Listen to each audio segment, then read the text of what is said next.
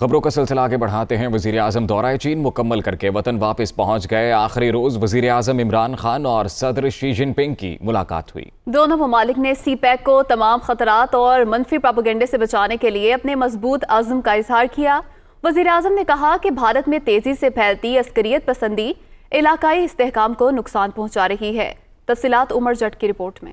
وزیر اعظم کا 4 روزہ دورہ چین مکمل۔ صدر شی جن پنگ سے بیٹھک۔ بیجنگ پاکستان کا ثابت قدم ساتھی، بہترین حامی اور آئرن برادر ہے۔ عمران خان کی گفتگو۔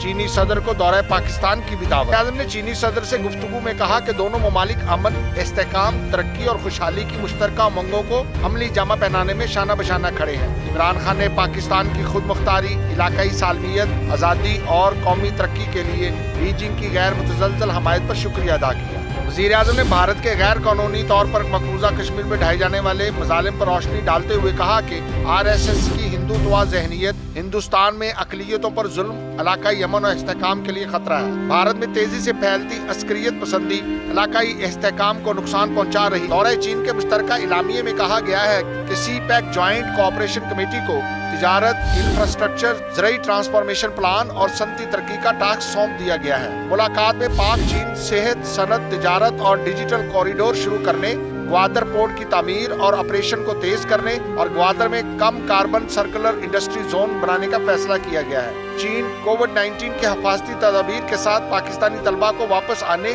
اور کلاسز دوبارہ شروع کرنے کا انتظام کرے گا۔ دونوں ممالک کی سیاحت کو فروغ دینے والی ایجنسیوں اور نجی اداروں کے درمیان مضبوط روابط قائم کرنے پر اتفاق کیا گیا۔ مشترکہ اعلامیے میں کہا گیا ہے کہ چین نے دہشت گردی کے خلاف جنگ میں پاکستان کی قربانیوں اور کوششوں کو تسلیم کیا ہے۔ دونوں ممالک نے افغانستان میں بڑھتے ہوئے بحران سے بچنے کے لیے انسانی امداد کی فراہمی میں تیزی لانے کی ضرورت پر زور دیا اور بین الاقوامی برادری سے مطالبہ کیا کہ وہ افغانستان کے مالی اثاثوں کو منجمد کرنے پر نظر ثانی اور بہتر مدد فراہم کرے۔